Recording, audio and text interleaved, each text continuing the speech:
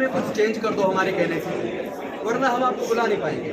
तो डॉक्टर बाबा साहेब अम्बेडकर ने कहा कि चेंज करना तो हिंदू की बात है, मैं एक कोमा और मात्रा भी नहीं हटा सकता, क्योंकि उसके अंदर उन्होंने पूरा जो हिंदू धर्म के अंदर जो वर्ण व्यवस्था और जातिवाद है वो किस हद तक पूरे देश को खोखला कर रहा है, किस हद तक देश को पूरी तरह से बर्बाद कर रहा है, किस हद तक उन नस्लों को उसने तबाह कर दिया, उसका पूरा चित्रण पूरा वैज्ञानिक तरीके से पूरा साइंटिफिकली और रिसर्च करके जो उन्होंने बाबा साहेब अम्बेडकर ने वो लिखा था। जब उन्होंने बाबा साहब को बुलाने से मना कर दिया तो वो भाषण बाबा साहब ने एलिगेशन ऑफ कास्ट यानी जाति का विनाश उसके ऊपर लिखवाया, तो फिर जाति खत्म करने का पूरा जीवन उन्होंने अपना लगाया, लेकिन जाति खत्म नहीं हुई। आज ही हम देख रहे हैं, पिछले कुछ ही दिन पहले की बात है, हमारे देश के राष्ट्रपति रहते हुए रामनाथ कोविंद जी, उनको मंदिर में जगन्नाथपुरी के मंदिर में घुसने नहीं दिया कि आप राष्ट्रपति हैं लेकिन दलित हैं, और दलित को मंदिर में नहीं घुसने देंगे। और उसके बाद लगातार एक के बाद जिस तरह की घटना है, कभी बहन बेटियों को बलात्कार करके हत्या हो रही है, कभी हमारे भाइयों की मूछ रखने पर हत्या हो रही है, कभी हमारे भाइयों की घड़े छूने पर हत्या हो रही है,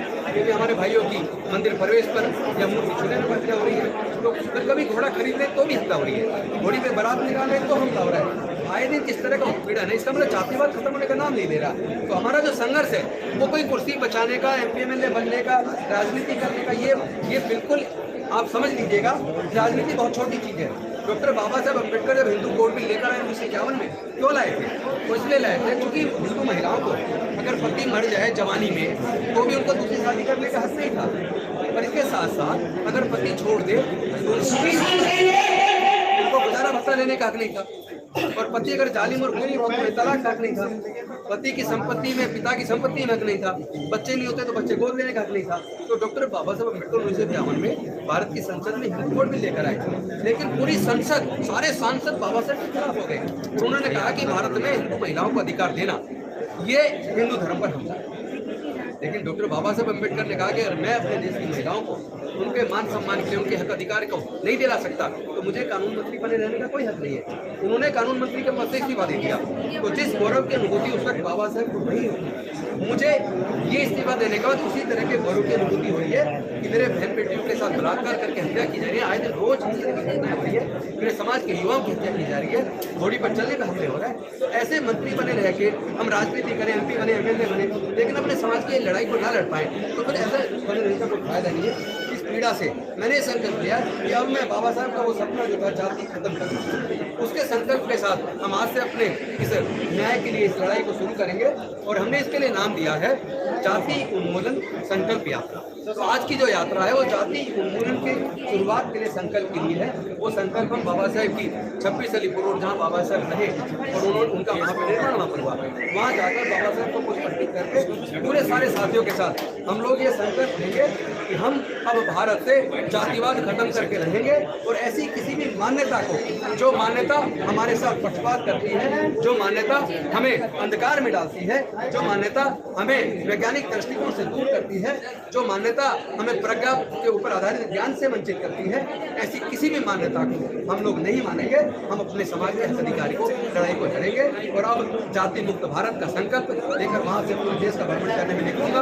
और आज ही शाम को मैं यहाँ से नागपुर दीक्षा भूमि जा रहा हूँ। कल नागपुर की दीक्षा भूमि में वहाँ पर भी मैं बाबा साहब को नमन करते उस मिट्टी पर जब बाबा साहब ने दीक्षा ली थी, वहाँ भी यही संकल्प दोहराऊंगा। और वहाँ से परसों सुबह मैं वहाँ से आगे जाऊँगा चंद्रपुर, वहाँ भी बाबा साहब ने अगले दिन दीक्षा लाई थी, वहाँ उस मिट्टी को भी मैं भूमि को नमन करूँगा। और इसी संकल्प के साथ फिर पूरे देश का भ्रमण का हम लोग पूरे टारगेट के साथ, ताकि भारत में जाति खत्म हो। जिन लोगों का देश के सारे संसाधनों पर कब्जा है वो कभी जाति खत्म करना नहीं चाहते। RSS चीफ ने ये तो कहा कि अब वर्ण व्यवस्था और जातिवाद खत्म होना चाहिए। चलो शुक्र है, हमारे आंदोलन का एक तो फायदा, पहली बार कम से कम RSS ने स्टैंड तो लिया, चाहे बड़े मन से लिया, छोटे मन से लिया, उसका आकार हम लोग देंगे। समाज कह रहे हैं कि वो आपके साथ अभी कोई राजनीति नहीं, आप प्लीज ऐसा कोई सवाल ना करें। समाज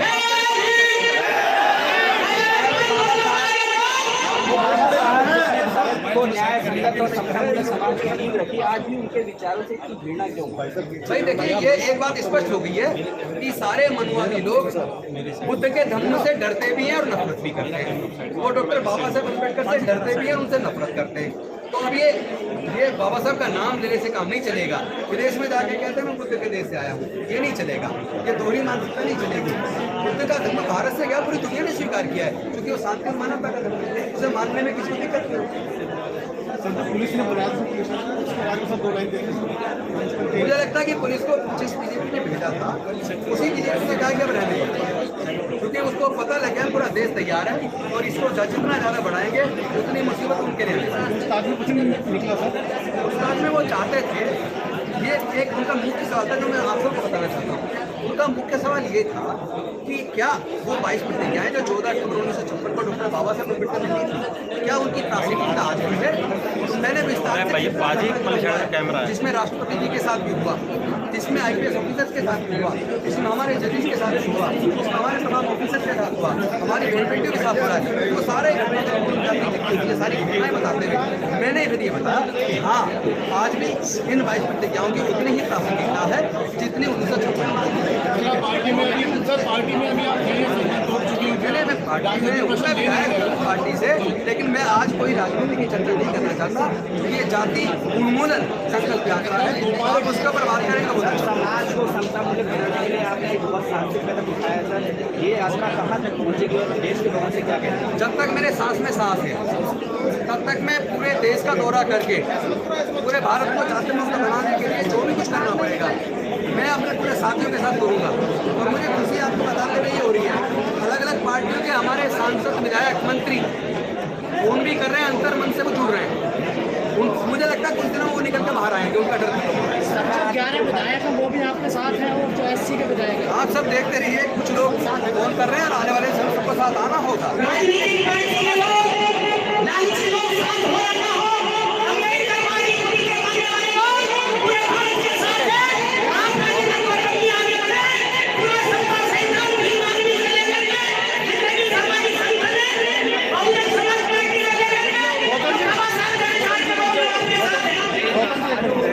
कुछ हिंदू संगठनों ने आपके खिलाफ जो है FIR क्या कहेंगे उस बात को लेकर? मैं कहता हूँ जल्दी से जल्दी FIR करके मुझे गिरफ्तार करो।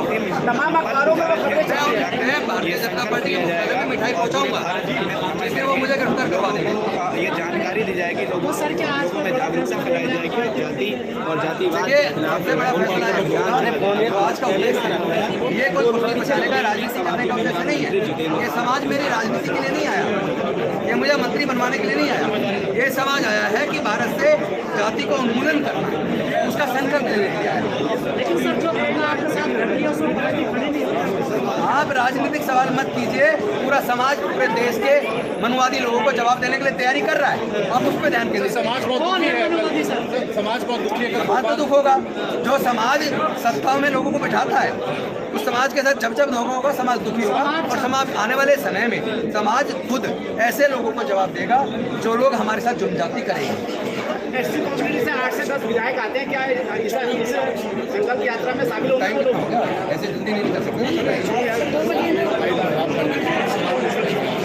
साथियों सही 2:15 मिनट पर हम यहाँ से प्रस्थान शुरू करेंगे और बेहद शांतिपूर्वक तरीके से हम लोग 3 4 लाइन में बनने की कोशिश करेंगे। ट्रैफिक को बाधित ना करें इसकी कोशिश करेंगे और बहुत ही शांतिपूर्वक तरीके अनुशासित तरीके से चलेंगे।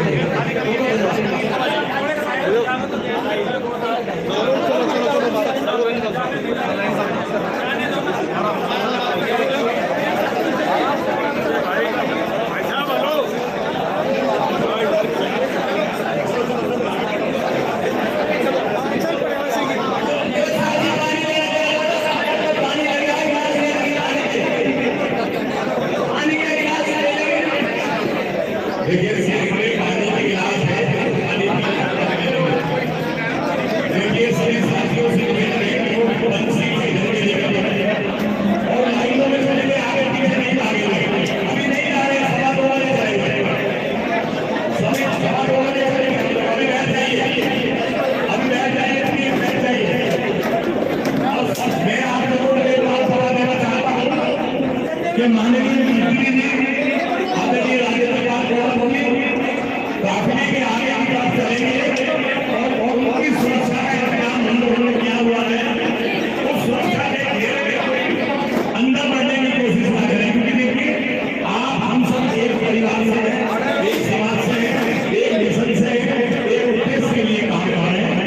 में हम